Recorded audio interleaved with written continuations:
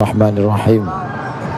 Assalamualaikum warahmatullahi wabarakatuh.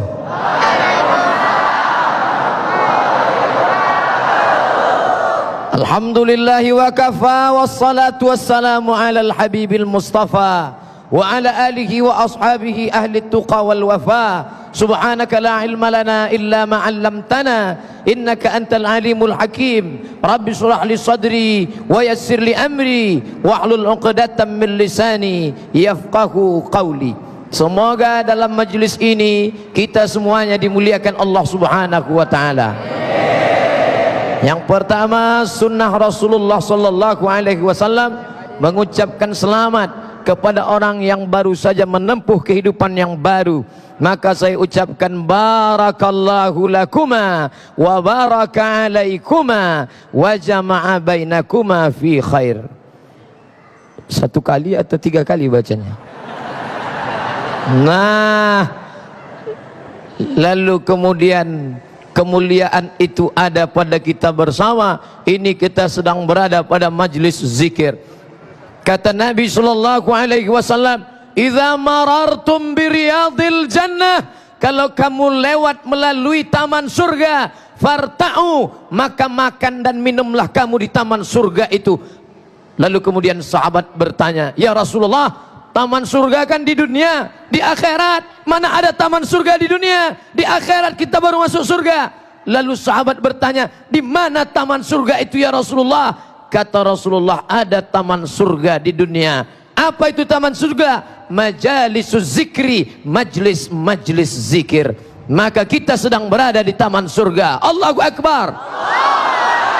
Berada di taman surga, makan dan minumlah kamu. Apa makanannya? Apa minumannya? Zikir. Majalisus zikir, majlis zikir. Ini maknanya berzikir beramai-ramai dan bersama-sama di tempat yang paling mulia, masjid, bersama orang paling mulia, orang beriman, yang diucapkan kalam yang paling mulia. Afdalul zikri, seafdal zikir, la ilaha illallah. Maka kita selalu ingin berada di taman surga, selalulah hadir ke majlis-majlis zikir. Berbondong-bondong mereka datang ingin supaya ada bersama kita di majlis zikir ini. Sampai saya harus jalan kaki dari pintu tol.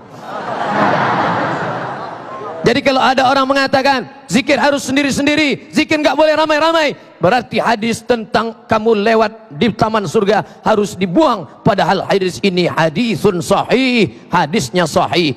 Hadis yang kedua, innalillahi malaikatan, ada malaikat-malaikat.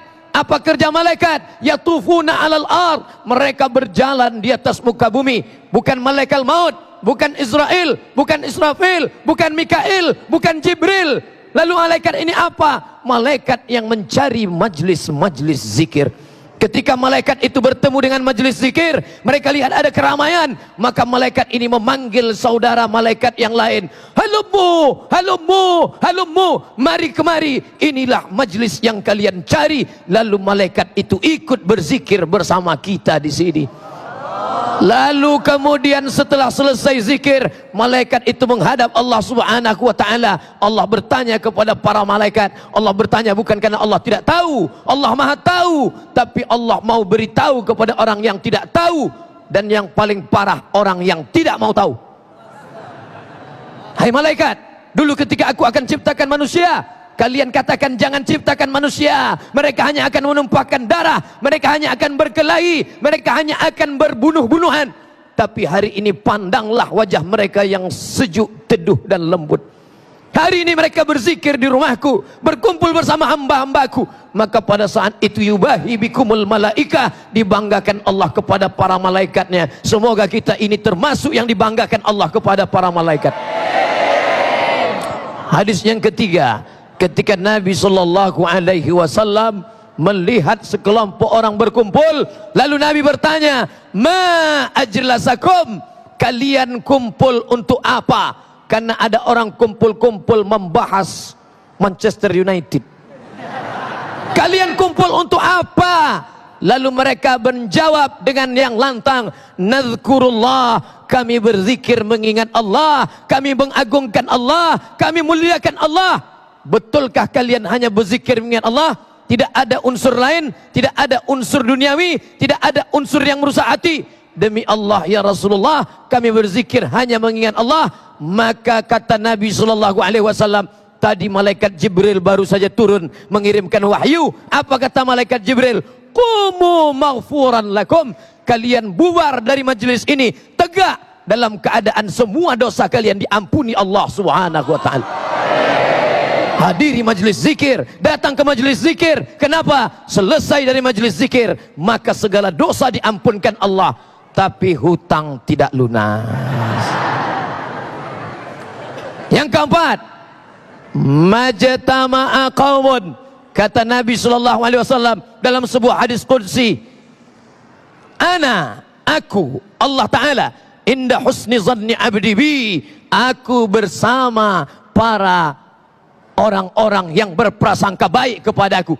Idza dzakarani fi nafsihi, kalau dia berzikir mengingat aku sendirian, tengah malam bangun dia berzikir mengingat aku sendirian, dzakartuhu fi nafsi, maka aku ingat dia, aku sebut dia sendirian. Siapa yang berzikir tadi malam sendirian tahajud, maka Allah menyebut dia sendirian. Wa idza dzakarani fi mala'in, tapi kalau mereka berzikir beramai-ramai, apa yang terjadi?